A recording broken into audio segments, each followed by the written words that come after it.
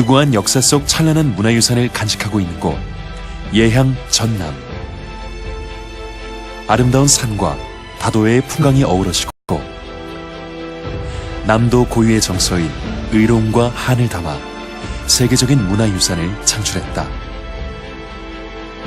시, 서, 화, 창의 고장, 예향 전남.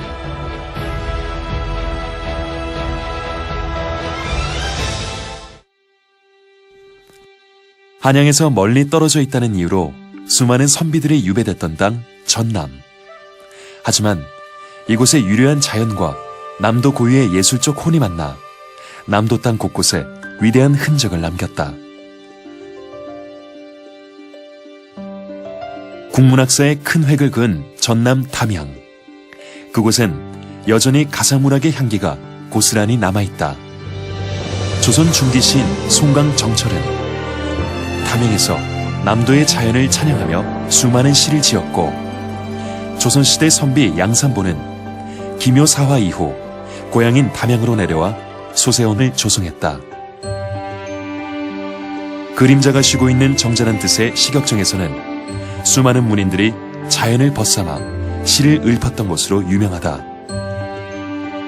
푸른 숲과 바다가 어우러진 섬 완도. 이곳의 풍경이 낳은 대표적인 작품이 있다.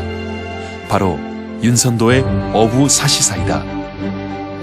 수십 년 유배 생활 끝에 속세와 멀어지기 위해 보길도를 찾은 해남 출신의 조선 문인 고산 윤선도. 그는 시조에 매우 뛰어나 조선 시가에서 송광정철과 쌍벽을 이루는 존재이다.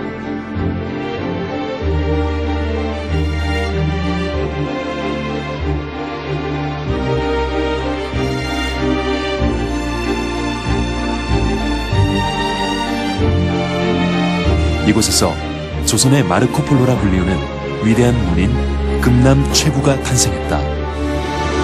그는 풍랑을 만나 중국 저장성의 표류한 경험으로 견문록인 표해록을 썼다.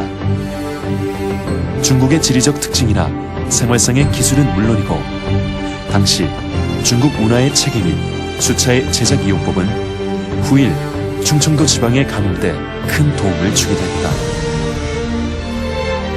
전남 강진의 아름다운 풍경은 유배온 선비들에게도 큰 영감을 주었다.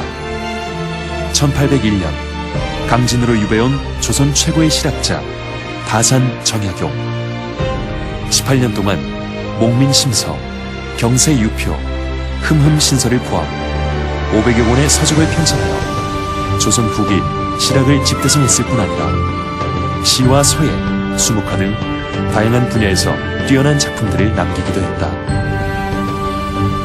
남도는 우리나라 고유의 빌법인 동국진체를 꽃피운 서예 고장이다.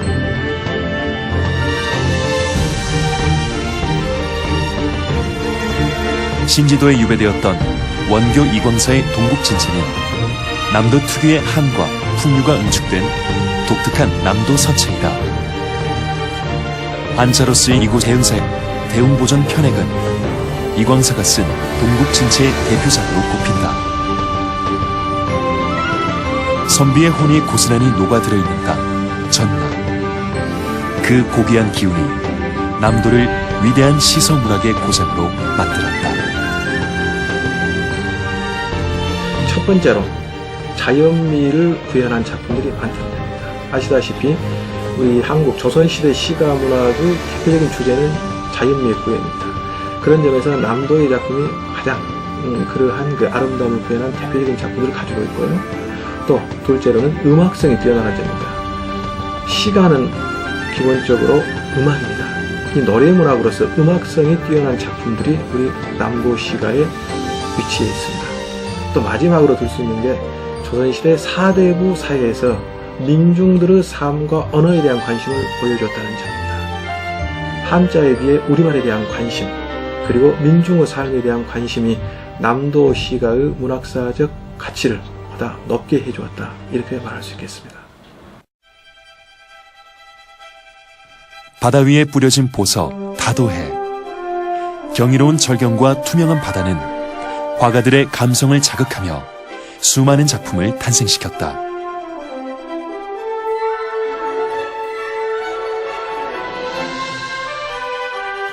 진도에서 태어난 조선 후기 서화가 소치허련. 그는 추사 김정희의 제자로 글, 그림, 글씨에 모두 능하여 삼절이라 불렸던 인물이다. 고향 진도에서 울림 산방을 짓고 정조하였던 그를 두고 후에 대원군이 평생에 맺은 인연이 난초처럼 향기롭다고 말했다.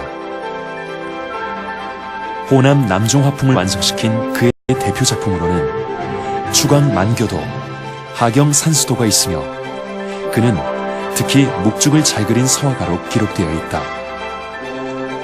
그의 업적은 후손에게도 이어져 미산 허형, 남농 허검, 의제 허백년 등 한국의 대표적인 남종 화가들을 배출하기도 했다. 남도의 아름다운 섬은 한국을 대표하는 또 한 명의 화가를 탄생시켰다. 바로 한국 추상미술의 선구자 김환기 화백이다. 그는 신안 안좌도 출생으로 고향에 대한 애틋함을 화폭에 잘 담아냈으며 서구 모더니즘을 한국화했다는 평가를 받은 세계적인 근현대 화가이다.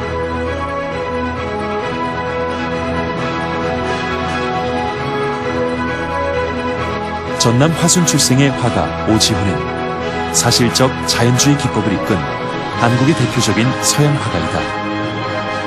1935년 무렵부터 프랑스 인상파 작품의 신선하고 밝은 색채 구사로 한국의 자연미 표현에 열중하였다.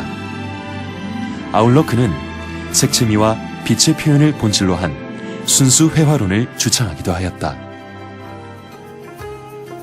전통에서부터 오는 정신세계, 시서화를 중재하는 그런 정신세계를 바탕에 깔고 있기 때문에 상당히 그 시적인 감수성 이런 것들이 중시되고요. 또 남도의 풍경이나 풍광들, 자연 이런 것들이 참 아름답고 풍요롭기 때문에 그런 데서 또 많은 영향을 받은 듯합니다.